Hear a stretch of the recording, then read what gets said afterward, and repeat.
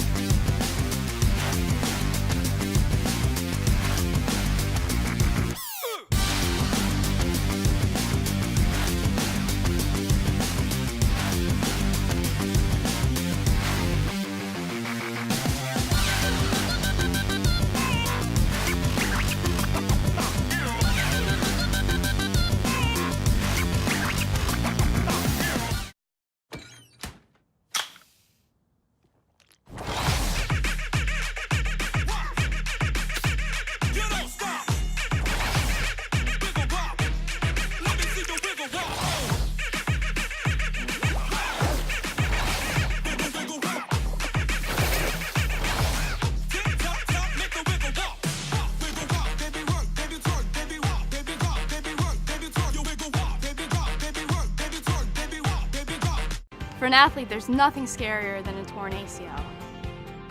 Athletes trust us with their care and their careers because we're a recognized leader in sports medicine. Get back to your active life sooner with MedStar Sports Medicine. Wise Market's ice cream plant is based in Sunbury, Pennsylvania, and it's locally owned and operated. We've been making our ice cream for nearly 50 years. We create roughly 70 flavors of ice cream right now. We use local ingredients, especially our cream, which is from our milk plant. The cream is what gives our ice cream a rich and creamy texture. Now, together with our customers, we've created a product called Peanut Butter Indulgence, which will be coming out this summer. It's a peanut butter ice cream with sea salt caramel swirl, chocolate-covered pretzel. How could you go wrong with that? Personally, I love our ice cream. If you come to our house at any given time, you'll find at least 5 packets of ice cream in our freezer. Our kids grew up eating Wise quality ice cream, and now we get to treat our grandchildren to it. It's been a pleasure for me to be tasting ice cream for over 40 years for Wise Markets, and I'm loving every minute of it. The Towson University Tigers men's lacrosse team is off to a 2-0 start. 1 game at home, 1 game on the road. They go back on the road this Saturday to take on the Hoyas of Georgetown down in Washington. And Coach, this has been a great matchup between the two schools since the series started up quite a few years ago now, and another tough trip headed down to D.C. this Saturday. The Hoyas ranked in the top 20. You're ranked 7th. Should be a great ball game. It will be. You know, they're a strong group, a team coming off a NCAA trip last year. They had a strong senior class. We know what that's like. You know, I think we have a strong senior class right now. So Coach Warren does a great job with his guys, and you know, they're 2-0, and they're playing pretty good lacrosse right now. They're coming off a win against Robert Morris, and a name seems like he's been there 7 years now. Dan Buccaro is their leading goal scorer. How many years does this guy get? I mean, he seems like he's been there forever, but he's quite an offensive threat. He is. He's really a really complete attackman. He's a guy that can handle the ball well, set up his dodges to feed, to get in front of the cage and get shots off. He creates his own shot. He always has his head up, so he's developed into a really high-level attackman. He's hurt us the past couple times facing him, and he's done a really good job against us. So obviously we're going to have to pay special attention to him. They had a tough time at the face-off X against Robert Morris this past Saturday, so that's probably an area that you think maybe you'll be able to get an advantage on Saturday. We'd like to. We'd definitely like to. We know they'll have, obviously, a game plan for that. We got to be ready for it. And you know, we got to continue to improve there. I think our wing play can improve. Alex is doing a really strong job at the X, but as teams try to adjust to him or their face-off guys adjust to him, we got to make sure that it's just not a one-man show. Our wing play has to be much better and help him out and support him when he has the ball or we're in the scrums. One other thing that everybody's had to adjust to is the shot clock through 2 games. How do you feel your team has adjusted to it? I think it's been a positive for us and the way we want to play this year.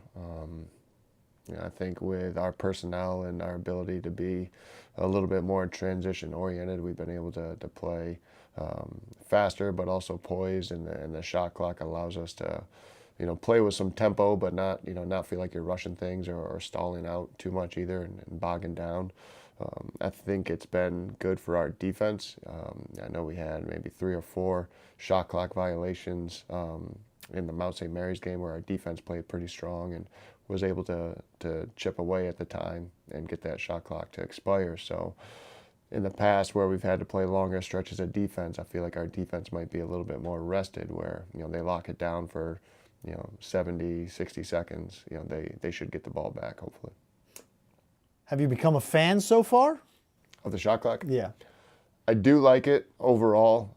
I don't like the complete 80-second reset on a reset, basically off of a shot that hits the pipe or a goalie, and the offense wins the ball back. So if it's a reset in your team's offensive end, I'd like it to go to a 60.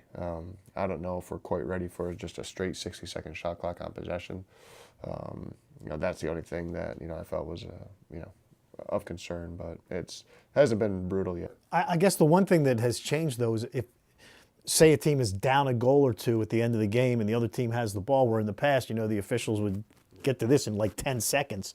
Now you've got that 80-second thing to deal with. Yeah, that clock's there, and everybody's had to adjust to that. Are you going to really press out early in the clock to try to cause some chaos, depending on how big you're down? Are you going to wait till a little bit lower in the clock, where you're not tiring your guys out for 50, 60 seconds, and they still got 10 to 15 seconds to burn? So it's a bit of game planning. You got to figure out how much time's left, how much you're down, and try to figure out the best way to attack it. All right, so Georgetown, they're going to face a Towson team that in the first game you had Brendan Sunday with 6 goals. In the second game you had Brody McLean with 5 goals. Luke Frommert's playing well. It's got to be tough for Georgetown's defensive coach to look at Towson and say, well, I got to focus on this guy because you've got a couple of guys that are going to hurt them. We do. Our attack's been playing pretty well. They're good physical guys, so I think that's a bit of an adjustment for teams to have to game plan against. And they're skilled. They got talent.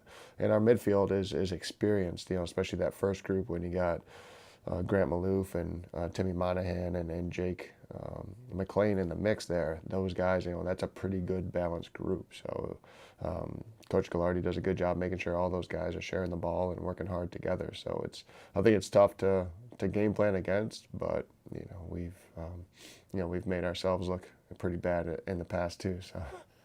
Yeah, and Timmy Monahan, 4 assists the other day. I mean, he had a great ball game. He did, yeah, he did. He let the game kind of come to him. He wasn't rushing too much. Found some good openings in the man-ups and allowed Luke to get open and threw some nice feeds down to him. I think he's still trying to find his rhythm in his shot and his shot selection. But again, I think the beauty of our offense is that everybody's got opportunity, in different points. All right, so the Tigers will take that opportunity and try to get another victory on Saturday against the Hoyas. Ben Rosenbaum and Glenn Smith will have the call for you on TowsonTigers.com as the Tigers travel to Washington, D.C. for the matchup between the Hoyas and the Tigers, 2 top 20 teams going at it on Saturday afternoon. So for the head coach of the Tigers, Shawn Nadelen, I'm Spiro Morekas. Thanks for tuning in to another edition of the Tiger Lacrosse Report, and as always, go Tigers.